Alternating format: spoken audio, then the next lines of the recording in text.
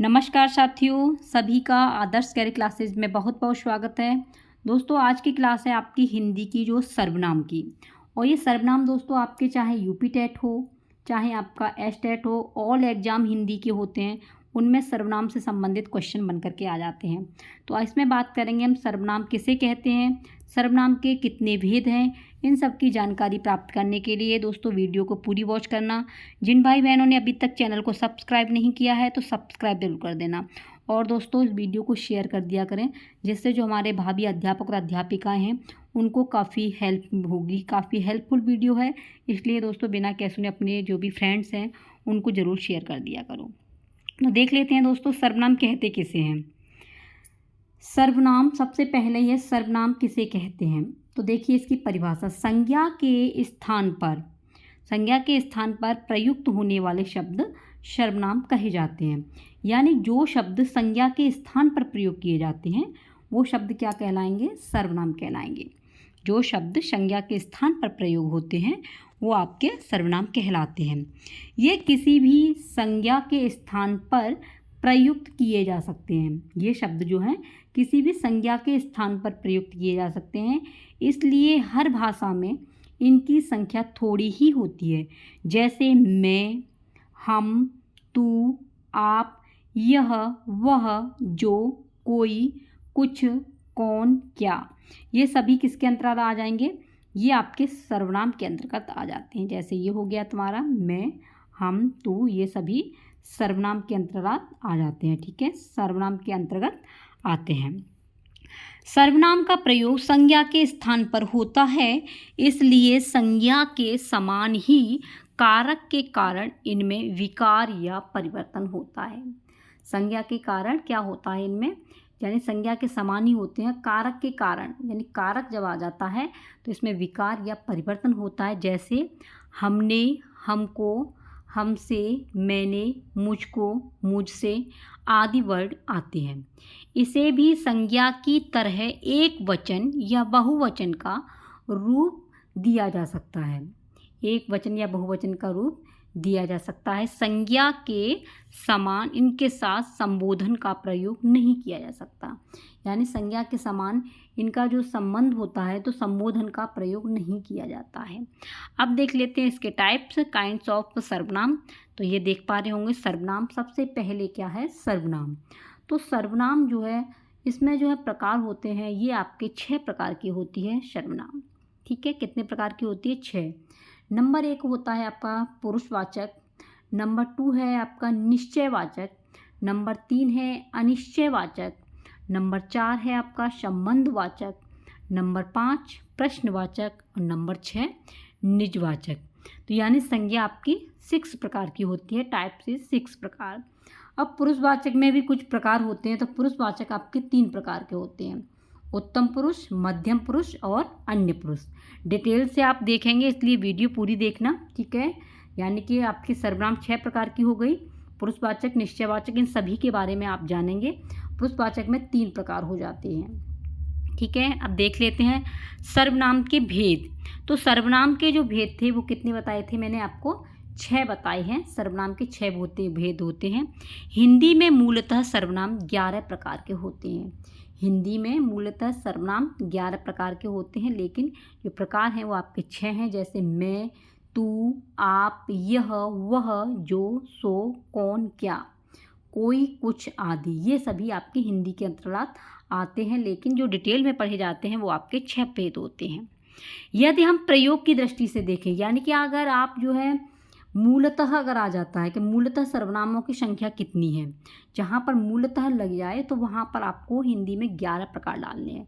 लेकिन यदि हम प्रयोग की दृष्टि से देखें, प्रयोग कितना कर रहे हैं, यूज कितना कर रहे हैं, तो यदि हम प्रयोग की दृष्टि से देखते हैं तो सर्वनाम 6 प्रकार के होते हैं। ठीक है, मूलतः 11 होते हैं, लेकिन हम यूज कितना कर रहे हैं, प्रयोग कितना हो रहा है, तो वो आपके 6 प्रकार के होते हैं। जैसे कि हमने नीचे दिए हैं और ये आपकी परीक्षा के लिए बहुत ही महत्वपूर्ण है। तो दोस्तों इसी बात पर आप वीडियो को शेयर कर देना, बहुत ही इम्पोर्टेंट है। यदि आप उत्तर प्रदेश में टेट, सी टेट या किसी भी अध्यापक परीक्षा की तैयारी कर रहे हैं तो आप सभी को सर्वनाम को ज़रूर पढ़ना चाहिए। बहुत ही महत्वपूर्ण है ये टॉपिक आपका सर्वनाम। हमने नीचे दिए हैं कि और ये आपकी परीक्षा के लिए बहुत महत्वपूर्ण है, इसलिए दोस्तों जितना हो इस वीडियो को शेयर ज़रूर कर देना। अब बात कर लेते हैं पुरुषवाचक सर्वनाम की। पुरुषवाचक सर्वनाम, निश्चयवाचक सर्वनाम, अनिश्चयवाचक सर्वनाम, संबंधवाचक सर्वनाम, प्रश्नवाचक सर्वनाम और निजवाचक सर्वनाम अभी डायग्राम के द्वारा बताया था। तो ये 6 प्रकार के आपके सर्वनाम के प्रकार हैं। अब सबसे पहले था आपका पुरुषवाचक सर्वनाम। तो कहते कैसे हैं पुरुषवाचक सर्वनाम? तो ये जब कोई व्यक्ति किसी अन्य व्यक्ति के लिए कोई बात कहता है तो मुख्य रूप से 3 वाचक प्रयुक्त होते हैं। जब कोई व्यक्ति किसी दूसरे व्यक्ति के लिए कोई बात कहे तो ये मुख्य रूप से 3 वाचक प्रयुक्त होते हैं। जब कोई व्यक्ति किसी अन्य व्यक्ति के लिए कोई बात कहता हो तो मुख्य रूप से 3 वाचक प्रयुक्त होते हैं। जो सर्वनाम बोलने और सुनाने के लिए उपयोग किए जाते हैं। इनका जो आपका व्यक्तिवाचक जो है इसका प्रयोग किया जाता है वो आपका सर्वनाम को बोलने में और सुनाने में प्रयोग किया जाता है। उन्हें पुरुषवाचक सर्वनाम कहते हैं। पुरुषवाचक सर्वनाम कहते हैं। इस सर्वनाम के बहुत से उदाहरण भी हैं, जैसे मैं, तू, वह आदि। ये सभी किसके अंतर्गत आते हैं? ये दोस्तों आपके जो हैं इसको हम उदाहरण में समझ सकते हैं। उसने मुझे बोला था कि तुम पढ़ रही हो। उसने मुझे बोला था कि तुम पढ़ रही हो। तो ये 3 तरह के सर्वनाम प्रयोग किए गए हैं। इसमें जो है 3 प्रकार के प्रयोग किए गए हैं। उसने, मुझे और तुम। इससे ये पता चलता है कि पुरुषवाचक सर्वनाम के 3 प्रकार होते हैं। उदाहरण के तौर पे नीचे दिए गए हैं इसके सभी भेद। जैसे दोस्तों आपके ये है वक्ता, बोलने वाला, श्रोता, सुनने वाला और अन्य, जिसके बारे में कुछ कहा जाए। तो ये होते हैं आपका वक्ता, मतलब होता है बोलने वाला, श्रोता सुनने वाला, अन्य कि जिसके बारे में कहा जाए, यानी प्रथम पुरुष और आपका मध्यम पुरुष। प्रथम पुरुष हो जाता है, मध्यम पुरुष और आपका उत्तम पुरुष, ये आ जाते हैं आपके। इसी आधार पर जो सर्वनाम कहने वाले, सुनने वाले या जिसके विषय में कहा जाए उसका बोध कराते हैं, उन्हें क्या बोलेंगे? पुरुषवाचक सर्वनाम कहते हैं। इसके मुख्य 3 भेद हैं, ये आ गए देखिए। उत्तम पुरुष, मध्यम पुरुष, अन्य पुरुष। उत्तम पुरुष में आपका ये जैसे कि आपने वक्ता, बोलने वाला, श्रोता और अन्य के बारे में कहा जाए, तो ये है आपके उत्तम पुरुष, मध्यम पुरुष, अन्य पुरुष, ये आपके आते हैं। अब उत्तम पुरुष किसे कहते हैं?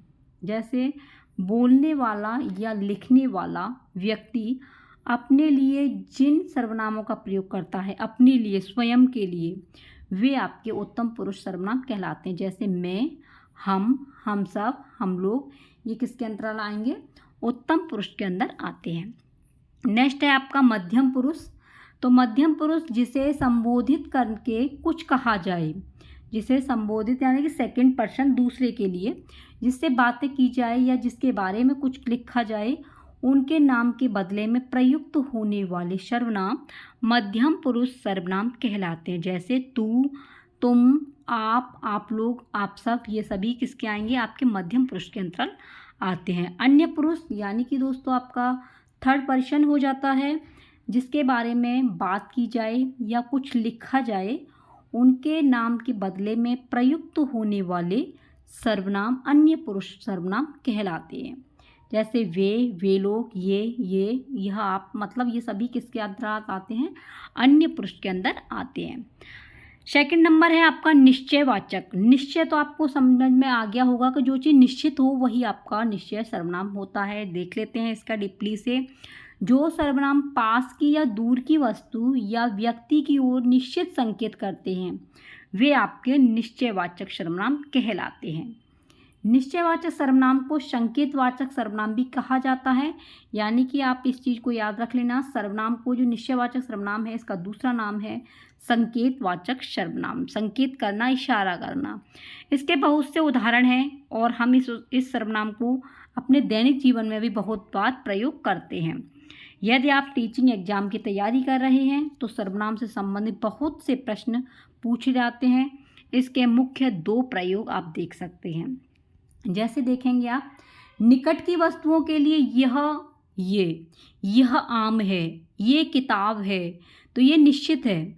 दूर की वस्तु के लिए वह एक शेर है, वे पेड़ हैं, तो ये क्या है आपका निश्चयवाचक सर्वनाम। ठीक है। कुछ शब्द ऐसे होते हैं जो निश्चयवाचक सर्वनाम तथा पुरुषवाचक सर्वनाम दोनों प्रकार से प्रयुक्त किए जा सकते हैं, इसलिए दोस्तों इनके प्रयोग में सावधानी बरतनी बहुत ही आवश्यक होती है। जैसे आप देखेंगे एग्जाम्पल के तौर पर, रोहन कक्षा में प्रथम आया है, इसलिए उसे क्या किया गया है, सम्मानित किया गया है, पुरस्कार दिया गया है, तो ये क्या है, पुरुषवाचक सर्वनाम है। रोहन कक्षा में फर्स्ट डिवीजन आया है, इसलिए उसे पुरस्कृत किया गया है। इस वर्ष भी उसी को पुरस्कृत किया जाएगा, इस साल भी उसी को पुरस्कृत सम्मानित किया जाएगा। निश्चयवाचक सर्वनाम में तुम कहाँ जा रहे हो, तुम कहाँ जा रहे हो, तो ये हो गया आपका तुम कहाँ जा रहे हो, निश्चयवाचक। पुरुषवाचक सर्वनाम, तुम्ही से सर्वाधिक अंक प्राप्त करने की आशा की जा रही है, ये क्या है, नेक्स्ट मतलब पुरुषवाचक सर्वनाम है, तुम्ही से सर्वाधिक अंक प्राप्त करने की आशा की जा रही है, तो ये क्या है, निश्चय, एक निश्चित सीमा होगी कि तुमसे तो हमें फर्स्ट डिवीजन की आस है कि तुम कर सकते हो, तो ये निश्चित जो है सर्वनाम है। ठीक है। बेल आइकन की घंटी को जरूर बजा देना, तो रोजाना के जो नोटिफिकेशन है दोस्तों आप तक पहुंच सकेंगे। ठीक है। तीसरे नंबर की है आपकी अनिश्चयवाचक। अनिश्चयवाचक संज्ञा का मतलब होता है अनिश्चयवाचक सर्वनाम कि जिसका कोई निश्चित सीमा न हो। जैसे जिस सर्वनाम के प्रयोग से किसी निश्चित प्राणी या वस्तु का बोध न हो। कहने का मतलब है कि कोई चीज़ की निश्चित ही ना पता पड़े कि ये है भी या नहीं है। अनिश्चयवाचक सर्वनाम कहलाते हैं, जैसे कोई या कुछ, इसमें अनिश्चय में आता है कोई, कुछ। कोई सर्वनाम का प्रयोग प्रायः प्राणी सर्वनाम के लिए होता है, जैसे कोई तुम्हें बुला रहा है, तो ये निश्चय नहीं है, कोई तुम्हें बुला रहा है इसका कुछ पता नहीं है, तो ये क्या है आपका अनिश्चयवाचक है। और कुछ सर्वनाम का प्रयोग वस्तु या अप्राणीवाचक के लिए भी होता है, जैसे कुछ सेब यहाँ पड़े हैं, तो वो गिने नहीं है, पता नहीं कितने आपके सेबों की संख्या है, तो कुछ कहाँ ये चीज़ें आ जाते हैं, कोई, तो ये आपके कौन से अनिश्चयवाचक। कहीं, किसी, कुछ आदि अनिश्चयवाचक सर्वनाम के शब्द होते हैं। तो अनिश्चयवाचक सर्वनाम की यही ट्रिक है, आपको ये याद रखनी होगी कि इसमें कोई, कुछ जैसे शब्दों का प्रयोग होता है, यही आपके अनिश्चयवाचक सर्वनाम कहलाते हैं। अनिश्चितवाचक सर्वनाम के प्रमुख उदाहरण इस प्रकार हैं। आपको कोई बुला रहा है, देखो कोई बुला रहा है, पता नहीं है कुछ भी, अनिश्चय है। उसकी कुछ समस्या है, क्या समस्या है हमें पता नहीं है, कुछ समस्या होगी, इसलिए उसने कहा है कि उसकी कुछ समस्या है। कोई आ रहा है, कोई कंफर्म नहीं है कि कौन आ रहा है, तो ये आपके अनिश्चयवाचक है। कुछ सेब यहाँ पड़े हैं, कुछ सेब हैं, कितनी संख्या है ये कुछ नहीं पता है, तो कुछ सेब। यहाँ भी आपको ऐसे वर्ड दिख जाएं, कोई, कुछ, कोई, कुछ, इस तरीके के जो शब्द आपको देखने को मिलते हैं वो फ्रेंड्स आपके अनिश्चयवाचक सर्वनाम के अंतर्गत आते हैं, अनिश्चयवाचक सर्वनाम होते हैं वो। ठीक है। नेक्स्ट देखेंगे आप संबंधवाचक सर्वनाम। संबंधवाचक सर्वनाम जो एक दूसरे से संबंध स्थापित करे वही आपका संबंधवाचक सर्वनाम होता है। डिटेल से जानेंगे इसे। वाक्य में प्रयुक्त दूसरे संज्ञा या सर्वनाम शब्दों से संबंध दिखाने वाले सर्वनाम संबंधवाचक सर्वनाम कहलाते हैं। जैसे आप देखेंगे इसकी ट्रिक ये है कि इनमें जो प्रयोग होते हैं वर्ड जो, सो, जिसने, उसने, जहाँ, वहाँ, यानी कि इसमें जो प्रयुक्त होने वाले, आप इससे अंदाज़ा लगा सकते हो जिन वाक्यों में जो आ जाए, सो आ जाए, जिसने, उसने, जहाँ, वहाँ, ऐसे शब्दों का प्रयोग हो, वहाँ पर दोस्तों आपका संबंधवाचक सर्वनाम होता है। अन्य शब्दों में जो सर्वनाम किसी दूसरी संज्ञा या सर्वनाम से संबंध दिखाने के लिए उपयोग किए जाते हैं उन्हें भी संबंधवाचक सर्वनाम कहते हैं। अब उदाहरण के तौर पर आप देखेंगे कि उदाहरण में जैसे जो करेगा सो भरेगा, इसमें देखो जो आ गया और सो आ गया। जो करेगा वो भरेगा, जो जैसा करेगा वो वैसा ही भरेगा, तो ये क्या है आपके संबंधवाचक सर्वनाम है। इस वाक्य में जो शब्द क्या है आपका संबंधवाचक सर्वनाम है।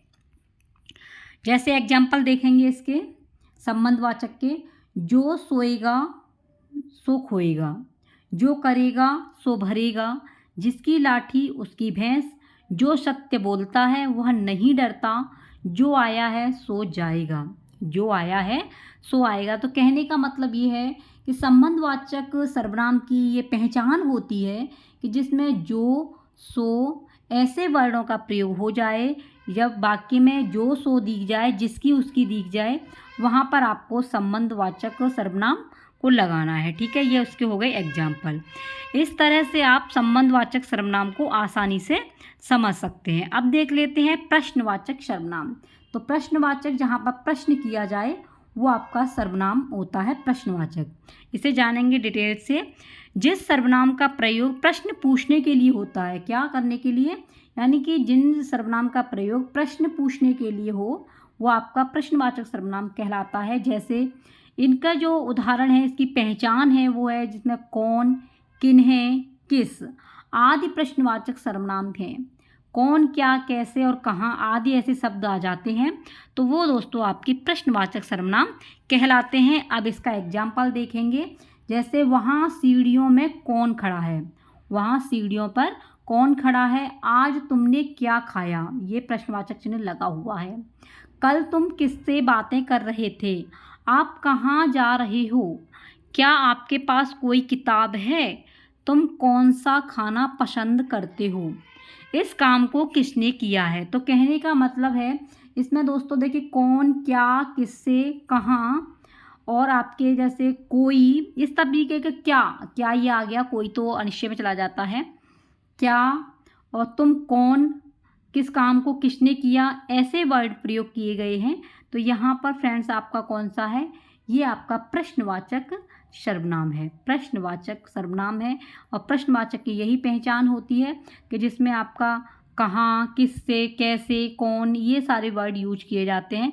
जब वाक्य में सेंटेंस में बनाते समय ये किससे, क्या, कौन ऐसे शब्दों का प्रयोग हो तो वो आपका प्रश्नवाचक सर्वनाम होता है। इन सर्वनामों में कौन तथा किससे प्राणीवाचक के लिए प्रयुक्त हुए हैं तथा क्या अप्राणीवाचक के लिए प्रयोग हुआ है। नेक्स्ट जानेंगे आप, लास्ट है ये निजवाचक सर्वनाम। तो निजवाचक सर्वनाम किसे कहते हैं, जो स्वयं के लिए प्रयोग हो। तो इसके अंतर्गत वे सर्वनाम आते हैं जिनका प्रयोग वक्ता या लेखक स्वयं अपने लिए करता है। वक्ता हो जो बोलने वाला हो या लिखने वाला जो हो कवि, वो अपने लिए प्रयोग करते हैं, वही आपके क्या कहलाते हैं, निजवाचक सर्वनाम कहलाते हैं। इस प्रकार वक्ता या लेखक जिन सर्वनाम शब्दों का बोध कराता है, बोध मतलब ज्ञान कराते हैं, और अपने लिए जिनका प्रयोग करते हैं उन्हें हम निजवाचक सर्वनाम कहते हैं। जैसे आप एग्जाम्पल में ट्रिक के द्वारा समझेंगे, आप आ जाए, अपने आप आ जाए, खुद आ जाए, निज आ जाए, स्वतः आ जाए, स्वयं। जिन सेंटेंस में, जिन आपके वाक्यों में जहाँ भी आपको आप नज़र आ जाए, अपने आप आ जाए, खुद आ जाए, निज आ जाए, स्वयं आ जाए, स्वतः आ जाए, तो ये सभी आपके निजवाचक के अंतर्गत आते हैं। जैसे एग्जाम्पल में आप जानेंगे, हमें अपना काम अपने आप करना चाहिए। देखिए अपने आप आ गया है तो ये क्या है, निजवाचक हो गया। हमें अपना काम अपने आप करना चाहिए। स्वयं के लिए जीना व्यर्थ है, व्यर्थ मतलब होता है बेकार। स्वयं के लिए जीना बेकार है या व्यर्थ है, इसमें क्या आ गया, स्वयं आ गया। वह स्वतः ही जान जाएगा, वह स्वतः, मैं अपने आप चला जाऊंगा। देखिए अपने आप चला जाऊंगा, तो ऐसे वर्ड इसमें यूज हुए हैं, अपने आप, स्वतः, स्वयं, अपने आप। तो ये क्या है, आपका निजवाचक सर्वनाम है। तो ये दोस्तों आपके मतलब 6 प्रकार के सर्वनाम होते हैं। तो ये आपका भाग 1 है और कल जो है सेकंड भाग कराऊंगी। इसलिए दोस्तों इसका PDF प्राप्त करना है तो आप टेलीग्राम पे सर्च करना आदर्श कैरियर क्लासेज, वहाँ पर आपको ये PDF प्राप्त हो जाएगा। इस वीडियो को जितना हो सभी भावी अध्यापक और अध्यापिकाओं के लिए शेयर जरूर करना। वीडियो कैसी लगी वो कमेंट बॉक्स में बताना। तो फ्रेंड्स इसका सेकंड भाग जरूर देखना, ठीक है।